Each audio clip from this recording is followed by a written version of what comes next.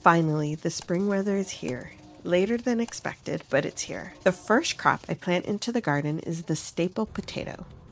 We aren't huge potato eaters, but we definitely enjoy them. I'm planting 2 3 by 8 foot beds with an estimated harvest goal of 72 pounds. To prepare the beds for planting, I loosened the soil with a garden fork and then added some fertilizer. Using my hands, I mixed the fertilizer and checked for any large chunks of soil remaining. Preparing the soil so that it is loose has been what I have found to be the most beneficial when growing potatoes. The first variety of potato I'm planting is called Red Thumb. They are a fingerling potato type with bright red skin and unique reddish pink flesh. Red flesh potatoes have higher antioxidant levels compared to white or yellow flesh potatoes, making them a great addition to my family's diet, and I prefer fingerling potatoes for roasting. Of the 16 feet of bed length I have for potatoes, 5 feet will be for the Red Thumb variety. To plant the potato, I dig as deep as my hands can reach and plop it down in the hole and cover it with soil. The next 5 feet of bed length are for the Yukon Gold potatoes. The Yukon Gold variety is known for its excellent flavor and versatility when cooking, with a yellow flesh and skin. I enjoy using them for mashing, making twice-baked potatoes, and making potato wedges. One of the ways I preserve potatoes is by making a large batch of twice-baked potatoes and freezing them. They are great for a quick side when you don't really want to cook, but you want a nice dinner. This year I got my seed potatoes from Canadian Tire. The eyes on these Yukon Gold seed potatoes have sprouted about the ideal amount for planting, about an inch. But you can plant potatoes when the eyes are sprouted more or less than an inch. You just want to make sure that you don't break them off when planting them. Allowing the eyes on your seed potatoes to sprout before planting allows you to get a little bit of a head start on their growth. I also worry less about them rotting in the ground from the spring rains when they've already hit their growth mode. The last potato variety I'm planting in 2025 is the classic russet potato. Russet potatoes have white flesh with brown skin and a drier texture. They are known as the French fried potato, but I'm growing it to primarily be used for gnocchi. Gnocchi is one of my family's favorite pasta dishes.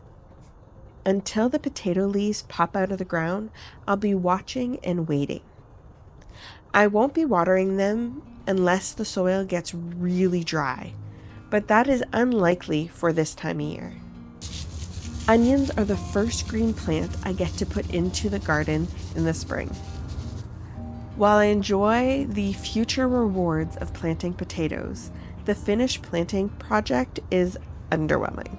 The beds look like bare soil before planting the potatoes, and it still looks like bare soil after planting the potatoes.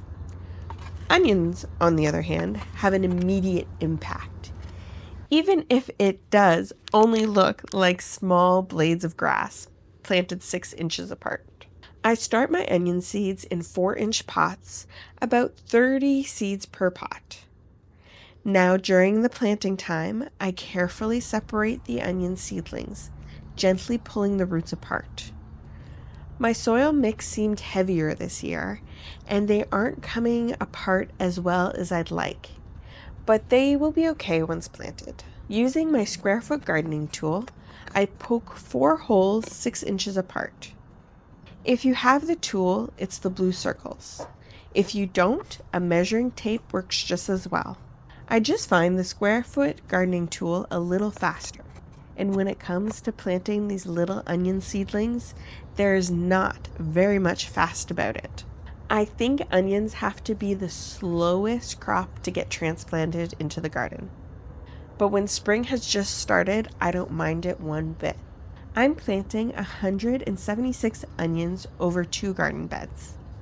I'm aiming to harvest about 65 pounds of onions in July. The variety I'm planting is called Alyssa Craig. They are known to form huge bulbs up to 8 inches in diameter. Now, none of my onions have ever gotten that large, but I am very happy with the size I did get from my Alyssa Craig onions last year. They are a long day sweet onion. They are not meant for storage. I used up a lot of my onions in salsa and sauces last year and just chopped and froze the rest without an issue. On this day, I couldn't get into the garden to get my onions planted until late into the day, and I was quickly losing light. But I've made peace with the fact that sometimes I can't complete every gardening project the same day I started, so I called it quits for the night. The next day, I finished planting the first 3 by 8 foot bed before getting the next onion bed. To prep my L-shaped bed, I loosened the soil with a garden fork and added some balanced 10-10-10 fertilizer. Using a rake, I mixed in the fertilizer and leveled the planting area. I'm using the Gulf Green all-purpose garden fertilizer from Canadian Tire. My gardening approach this year is not strictly organic. Now, before anybody gets too excited, I won't be using any non-organic sprays on my plants, but I am using this non-organic fertilizer. Organic, granulated fertilizers are very expensive, and for this first feed of the year, it wasn't in the budget. I'm asking a lot of my space in terms of production, and that can't happen if the plants don't have the food they need. Every year, I work to improve my soil by keeping living roots in there, mulching, and adding compost when I have it on hand, so that as the years go on, I can use less and less fertilizer. And my soil health will be able to keep my plants well fed. But my garden isn't there yet. For this bed, I'm only planting the front 2 feet with onions. Along the trellis, I'll be planting tomatoes, cucumbers, and maybe a melon. I'm leaving a foot free to plant the warm season crops after my last frost. Until the little onion seedlings root in well and start to stand up a little stronger, I'll keep an eye on the soil to make sure it is evenly moist. I'm a little behind getting my snap peas planted this year. Between a cooler start to the spring and an annoying cold hitting our family, I haven't had the opportunity. When I planted my garlic in the fall, I had left this 1 foot section of garden at the back to plant snap peas because it would make picking them easier. This bed is 6 feet deep, and it can be a little uncomfortable to reach the center for picking at times. By planting the peas at the end of the bed, I've eliminated the need to reach so far to pick. I use my rake to create a furrow along the whole 6 foot bed. I sprinkle about 100 peas along the furrow, and I don't worry too much about spacing them out perfectly, just evenly across the whole bed. I expect a harvest of about 4 pounds of snap peas from this space. Peas and other large seeds like beans and squashes are great for little kids who like to help out because their little fingers and developing motor skills can easily pick up the large seeds. It is also easier for them to see where they are placing the seeds when the seed size is larger.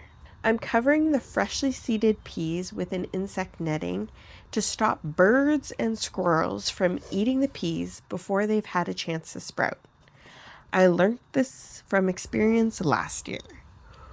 Once the peas have sprouted, I'll remove the netting and add a trellis for support.